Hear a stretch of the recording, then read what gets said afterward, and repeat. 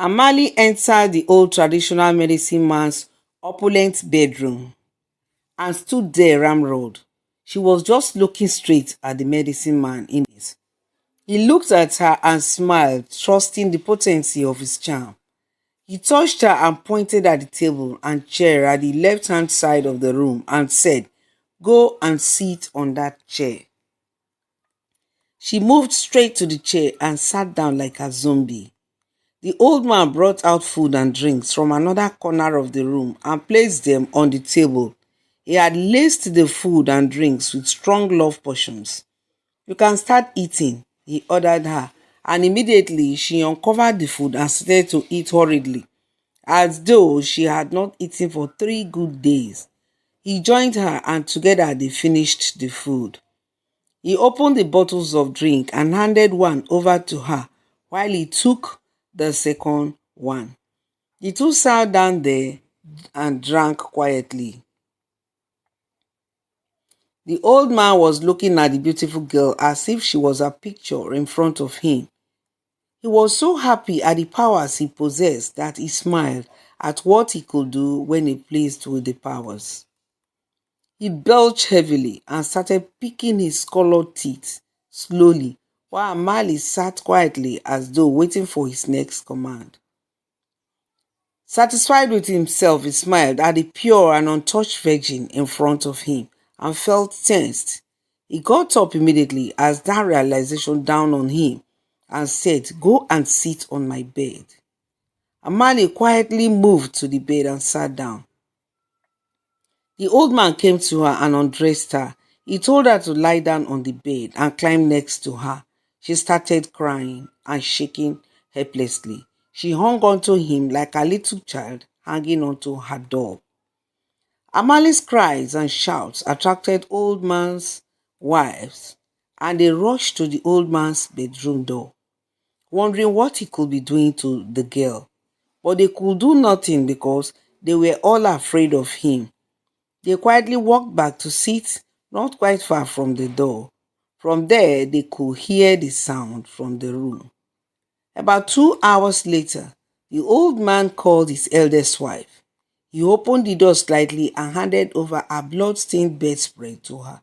"Get it washed immediately and prepare some warm water for my wife to bathe," he commanded.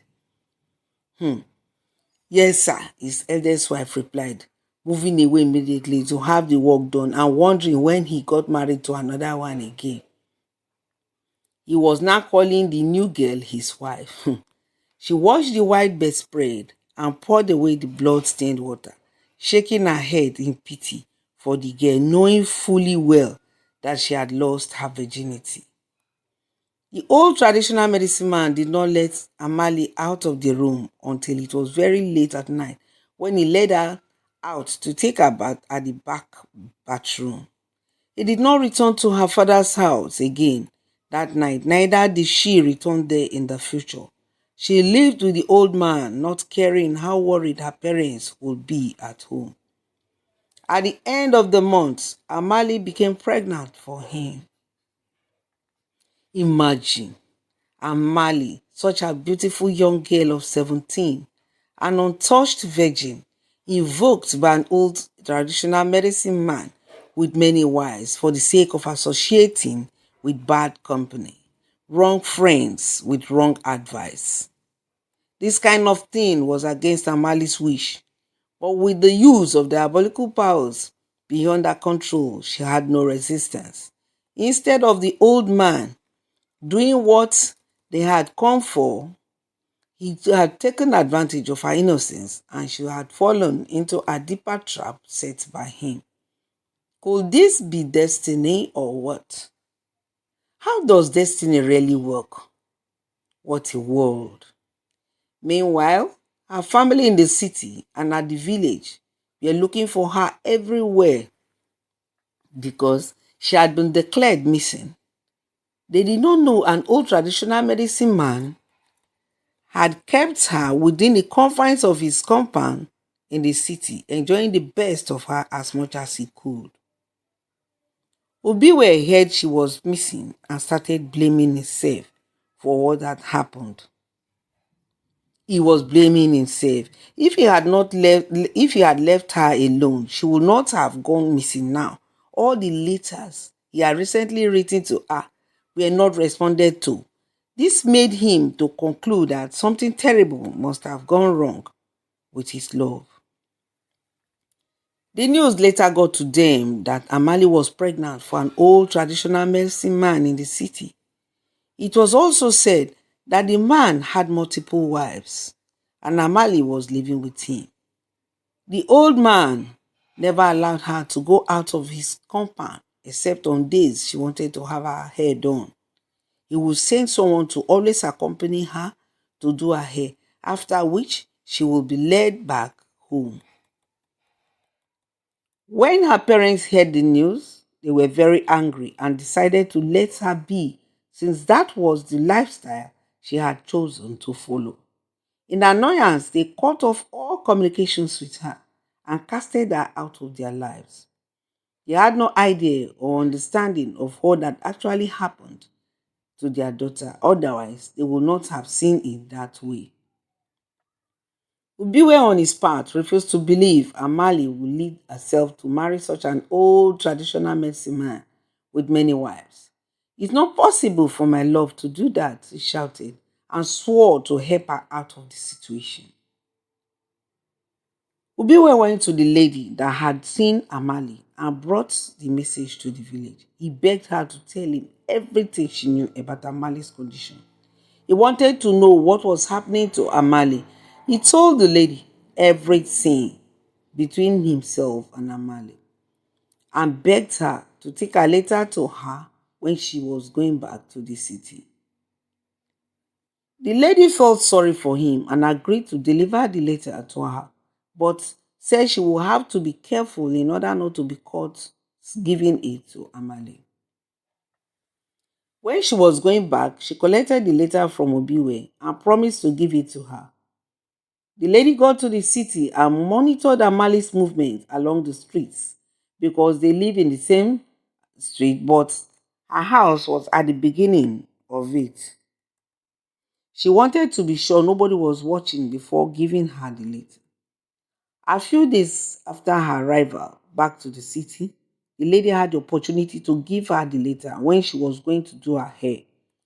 As soon as she read the letter from Obiwe, she started to cry. It was as though the scales covering her eyes had dropped off. She went back home and brought out Obiwe's picture.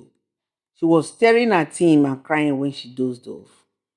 She was thus lying on the bed with Ubiwe's picture when the old traditional medicine man returned from his journey. As soon as his eyes sighted the picture of Ubiwe and her tear-stained face, he pulled her up and before she got the grasp of what was happening, started beating the hell out of her. His wives and children were shouting outside the door that he should not kill somebody's child, but he would not listen. Until he beat Amali, she collapsed and she was rushed to the hospital. The pregnancy was 5.5 months and the baby was about to be lost. The doctor quickly decided to do an operation to save the baby and mother. The baby was a baby girl. The doctor brought the baby out and placed it in an incubator. Amali was lucky to survive it all. When she was strong enough, she was discharged. She went back to the old man's house, leaving the baby behind until the correct months of incubation before the baby was given back to them. After that incident, Amali became restless and it seemed the talisman or diabolical means used by the old man was no longer working on her. Her eyes and head were now clearer of it all, and she became angry and aggressive at finding herself in such a situation. She wrote a strong letter to Biwe explaining her situation and what had actually happened because she wanted them to be together forever.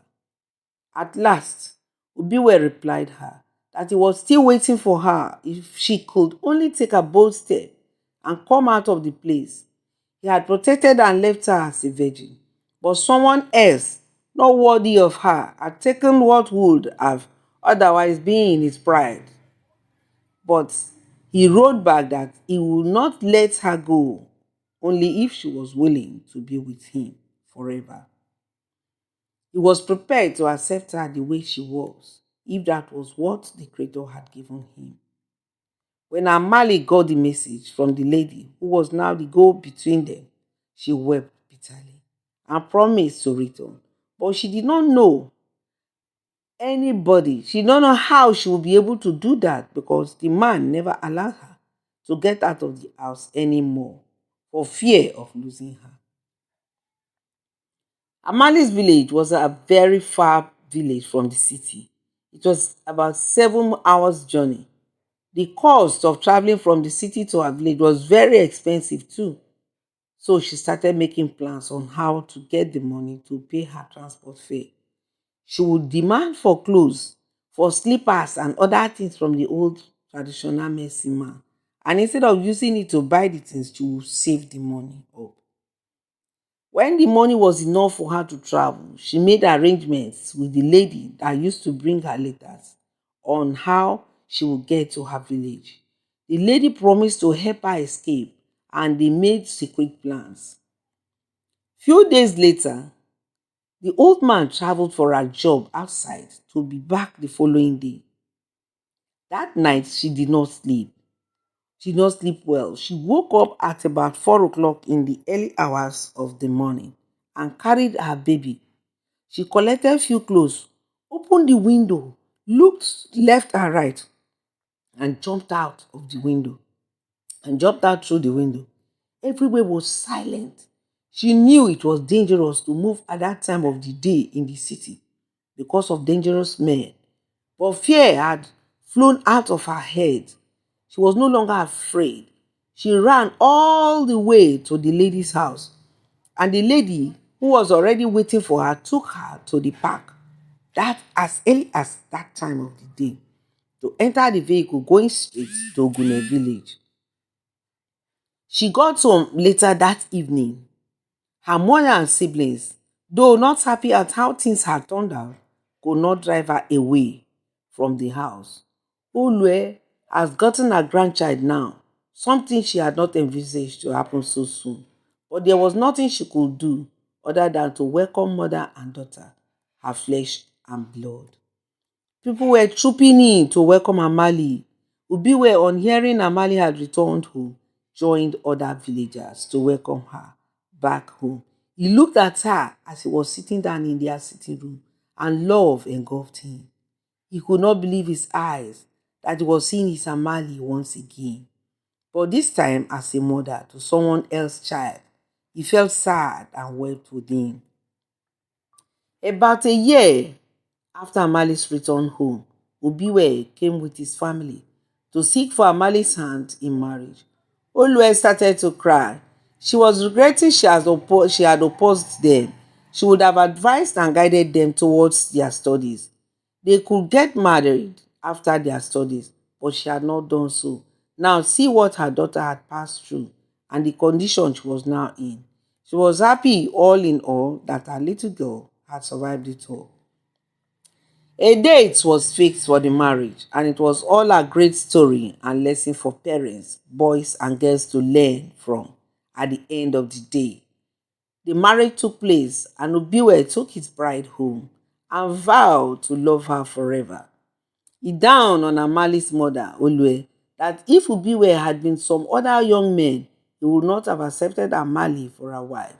A girl that had passed through such an experience with an old traditional medicine man and with a baby for that matter. She was now seeing the great love Ubiwe had for her daughter. That's the end of the story. Please, to understand this part 2 very well, make sure you listen to part 1. Make sure to listen to part 1. If you finish listening to part 1, you can come back to part 2. Thank you.